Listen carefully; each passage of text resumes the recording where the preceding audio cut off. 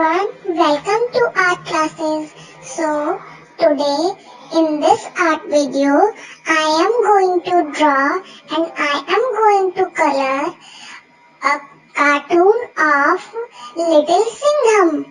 आज के drawing video में मैं आपको लिटिल सिंघम का कार्टून बना के और उसे बहुत ही अच्छे तरीके से कलर करके दिखाऊंगी।